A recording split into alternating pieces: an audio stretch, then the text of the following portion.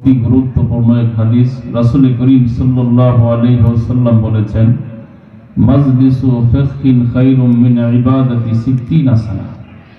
যেই মজলিসের মধ্যে কোরআন এবং হাদিসের আলোচনা হয়, কোনো মানুষ যদি আন্তরিকতার সাথে নিজের জিন্দেগীর পরিবর্তনের লক্ষ্যে একমাত্র আল্লাহকে রাজি খুশি করার জন্য দ্বীনি নসিহত শ্রবণ করার জন্য বসে, আমল করার নেওতে বসে, অপরের কাছে পৌঁছানোর নেওতে বসে, যতক্ষণ বসবে বিনিময়ে আল্লাহ তাআলা তার আমল নামায় ৬০ বৎসর নফল ইবাদত করলে যেই পরিমাণ নেকি হইতো তার চেয়ে বেশি পরিমাণ নেকি দান করবে।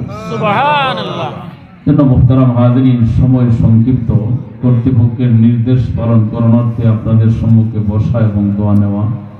আল্লাহ তাআলা যেন আমাদের আজকের এই মাহফিলকে আমাদের জিন্দেগীর পরিবর্তনের মাধ্যম হিসাবে কবুল করেন।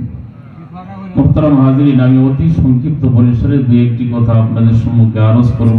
আল্লাহ তাআলা যেন আমাকে আপনাকে সকলকে বোঝার আমল করার মতো তৌফিক দান করেন। আমরা একটা বিষয় নিশ্চিত জানি যে আমরা সৃষ্টির সেরা আশরাফুল মাখলুকাত। আল্লাহ তাআলা আমাদেরকে সমগ্র সৃষ্টিগুলির উপর শ্রেষ্ঠত্ব দিয়েছেন। পাশাপাশি আমরা যেন আমাদের শ্রেষ্ঠত্বকে ধরে রাখতে পারি, তার জন্য কি পথ ও পদ্ধতি তাও আমাদের সামনে আল্লাহ তাআলা পরিষ্কার করে দিয়েছেন। এখন আমরা যদি আল্লাহর দেওয়া সে নিয়ামতকে কদর করে নিজেদের অবস্থান, নিজেদের শ্রেষ্ঠত্বকে বুঝে থেকে আমাদের করণীয়গুলো করি, বর্জনীয়গুলো বর্জন করতে পারি, তখনই আমি আপনি সফল কামিয়াব। আর যদি না করি, সেই ক্ষেত্রে আমার আপনার অবস্থান হবে এই, আমি সৃষ্টিগত মানুষ হইতে পারি, কিন্তু আল্লাহ তাআলা বলেন উলাইকা কাল আনআম, তারা হলো চতুষ্পদ জানোয়ারের মতো, বালহুম আদাল, বরং তার চেয়েও নিকৃষ্ট। যেন মুহতারাম হাজিরিন, আমাদের সব সময় ভয় রাখার দরকার, চিন্তা রাখার দরকার, ফিকির করার দরকার। দুনিয়ার সর্বক্ষেত্রে প্রস্তুতি থাকে। যে কাজের গুরুত্ব যত বেশি হয়, কাজ যত বড় হয়, তার প্রস্তুতি বহু পূর্ব থেকেই শুরু করা হয়। ছোট্ট প্রোগ্রামের জন্য আজকের ইন্তজাম, তার জন্য পূর্ব প্রস্তুতি ছিল, মেহনত ছিল। হয়তো আমাদের হায়াত দীর্ঘায়ু হইলে আগামী বছরও এই ইন্তজাম হবে, আমরা পরিশ্রম করব, মেহনত করব। কিন্তু আপনার আমার জীবন চলমান, আমরা সকলেই মুসাফির। দুনিয়া থেকে আমাদেরকে নিশ্চিত বিদায় নিতে হবে। এইখানে থাকার কারো সুযোগ নাই। কিন্তু দুঃখ এবং আফসোসের বিষয় হইল, দুনিয়ার সর্বক্ষেত্রে প্রস্তুতি থাকে, প্রস্তুতির বেলায় প্রতিযোগিতাও থাকে, সর্ব ধরনের পথ ও পদ্ধতি অবলম্বন থাকে। কিন্তু আমি আপনি সারা পৃথিবীর মানুষ দুনিয়া থেকে বিদায় নিব, ফিরে আসার কোনো সুযোগ থাকবে না। দুনিয়া থেকে বিদায় হওয়ার ব্যাপারে পরবারে যাওয়ার জন্য আপনার আমার প্রস্তুতির ক্ষেত্রে যথেষ্ট পরিমাণ কমতি আছে। এই কমতি যতক্ষণ পর্যন্ত আমরা পূরণ না করতে পারব, ততক্ষণ পর্যন্ত আমি আপনি সফলতার চূড়ান্ত পর্যায়ে পৌঁছার কোনো সুযোগ নাই। আগত রমজান মাস, এই জন্য রোজার সম্পর্কে একটা আয়াতে কারিমা আপনাদের সম্মুখে তেলাওয়াত করেছি, রোজার সংক্রান্ত একটা হাদিস তেলাওয়াত করেছি। তার আলোকেই সংক্ষিপ্ত কয়েকটি কথা আপনাদের সম্মুখে আরজ করতে চাই। আর একটা বিষয়, আমরা আসলেই মূলত নগদে বিশ্বাসী, সেই হিসাবে আখিরাতমুখী আমল করার ক্ষেত্রে আমাদের যথেষ্ট পরিমাণ অবহেলা রয়েছে। যুগের পরিবর্তনের সাথে সাথে আমরা আমাদের আমলকে, দিন লাইনের মেহনতকেও আমরা বাদ দিয়ে মন গড়া মেহনতের পিছনে, দুনিয়াকে আঁকড়ে ধরার মেহনতের পিছনে সকলেই লাগে আছে। কিন্তু আসল মেহনত থাকার দরকার ছিল আখিরাতমুখী মেহনত, যেই মেহনতের মাধ্যমে আল্লাহ তাআলা সন্তুষ্ট হবেন, মওতের পরে জান্নাতের ব্যবস্থা আল্লাহ তাআলার পক্ষ থেকে হবে। কিন্তু একটা বিষয় আবার পরিষ্কার, রাসূল ভবিষ্যৎবাণী দিয়েছেন, আমাদেরকে তার থেকে শিক্ষাও নিতে হবে, স্মরণও রাখতে হবে।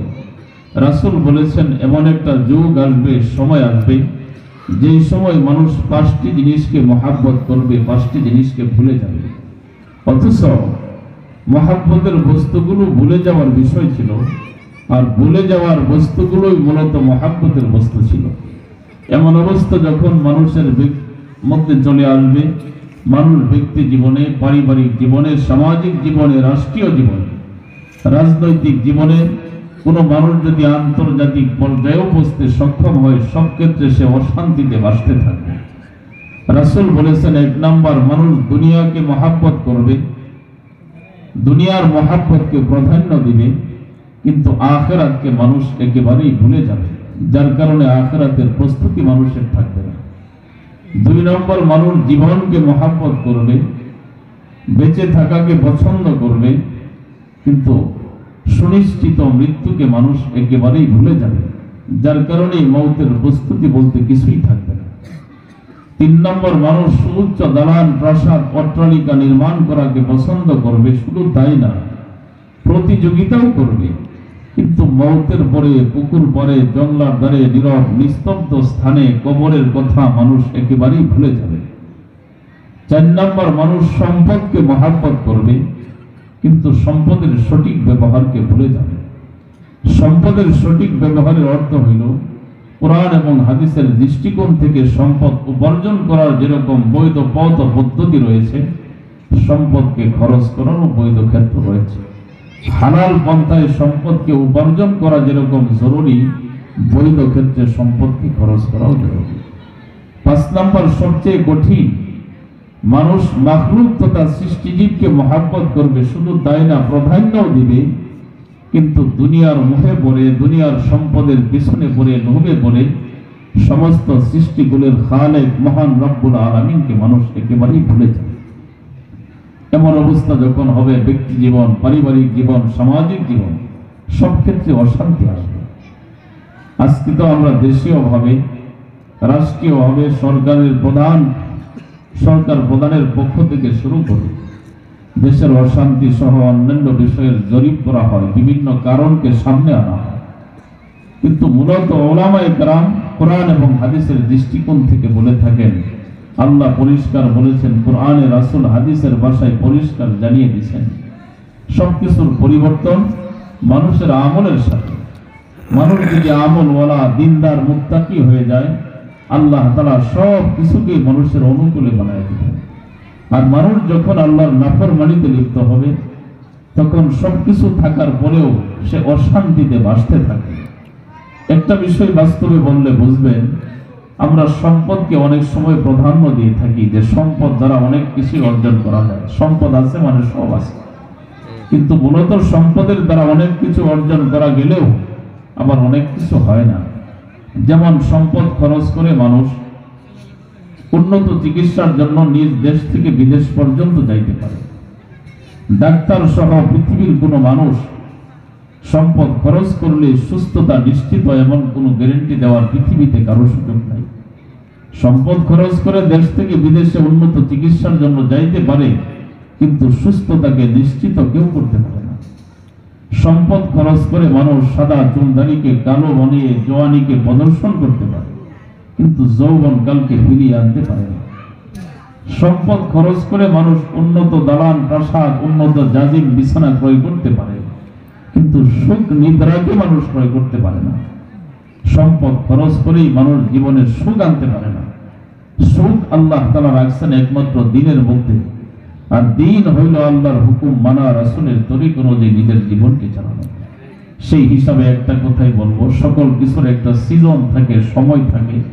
আগত রমজানুল মুবারক আমাদের সামনে আসতেছে। আব্বাস রাদিয়াল্লাহু তাআলা আনহুকে জিজ্ঞাসা করা হয়েছিল, সাহাবায়ে কেরামদের একদল জিজ্ঞাসা করলেন যে দিনের মধ্যে কোন দিন উত্তম, মাসের মধ্যে কোন মাস উত্তম, আর আমলের মধ্যে কোন আমল উত্তম। 12 মাসে মাস গণনা করা হয়, 7 দিনে সপ্তাহ গণনা করা হয়, আমল তো বহুত আছে, কিন্তু কোন আমল উত্তম? উনি বললেন, দিনের মধ্যে সপ্তাহে শুক্রবার দিন উত্তম দিন, মাসের মধ্যে 12 মাসে রমজান মাস উত্তম মাস, আর আমলের মধ্যে 5 ওয়াক্ত নামাজ যথা সময়ে জামাতের সাথে আদায় করা উত্তম আমল। সাহাবায়ে কেরামদের একটা অবস্থান ছিল, একটা বিষয় কারো কাছে জানার পরে তাদের আগ্রহ থাকতো যে এই ব্যাপারে তার গভীরতা সম্পর্কে আরো কারো কাছে কোনো কিছু আছে কিনা। সেই বিষয়টা জানার জন্য তাদের আগ্রহ থাকতো। সেই সুবাদে এই উত্তর যখন ইবনে আব্বাস রাদিয়াল্লাহু তাআলা আনহুর কাছ থেকে পেলেন, পরক্ষণেই হযরত আলী রাদিয়াল্লাহু তাআলা আনহুর শরণাপন্ন হইলেন। ওনাকেও জিজ্ঞাসা করলেন যে আমরা তো এই তিনটা প্রশ্ন ইবনে আব্বাসকে করেছিলাম, উনি তো এই উত্তর দিয়েছেন, আপনার এই ব্যাপারে অভিমত কি?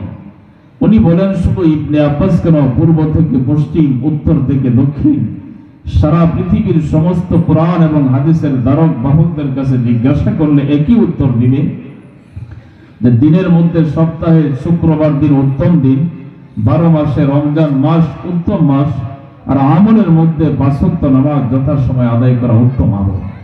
তবে আমি আলী সে সাথে আরো 3টা বিষয়কে সংযুক্ত করতে চাই। দিনের মধ্যে সপ্তাহে শুক্রবার দিন উত্তম দিন, পাশাপাশি আমি বলবো ওই দিন উত্তম যেই দিন আমি ঈমানের সাথে দুনিয়া থেকে বিদায় হইতে পারব।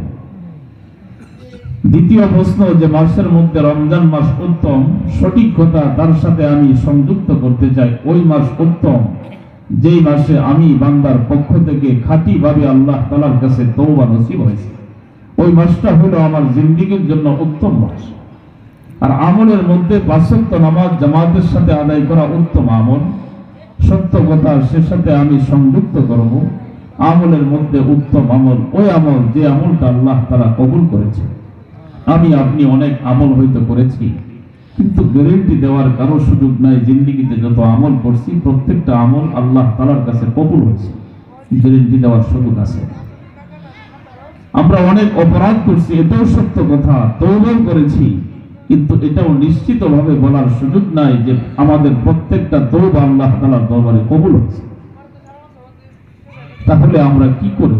আনন্দে উল্লাসের মধ্যে নিজেকে লাগায় রাখছি, আখিরাতের ফিকির নাই, নেক কাজের ক্ষেত্রে প্রতিযোগিতা নাই, বরং গুনাহের কাজের ক্ষেত্রে আমাদের প্রতিযোগিতা চলতেছে। কিন্তু হাদিসের মধ্যে আসছে আমল আল্লাহ তাআলার কাছে কবুল হওয়ার জন্য প্রাথমিকভাবে 2টা শর্ত। 1 নম্বর শর্ত হলো আমল ছোট হোক বড় হোক, আমল করতে হবে আল্লাহকে রাজি খুশি করার জন্য। ইন্নামাল আমালু বিন্নিয়াত, সমস্ত আমল নিয়তের উপর নির্ভরশীল। আমি যাই কিছু করি না কেন উদ্দেশ্য একমাত্র আল্লাহকে সন্তুষ্ট করা। নাম্বার 2, আমল আল্লাহর কাছে কবুল হওয়ার জন্য 2 নম্বর শর্ত হলো আমলটা হইতে হবে রাসূলের সুন্নাত মোতাবেক। 2 শর্ত সাপেক্ষে যদি আমল করা যায়, আশা করতে পারি আল্লাহ তাআলা ওই আমলকে কবুল করবেন। এজন্য মুহতারাম হাজিরিন, আজকের ওয়াজ মাহফিল আল্লাহকে রাজি খুশি করার জন্য আমাদের আশা।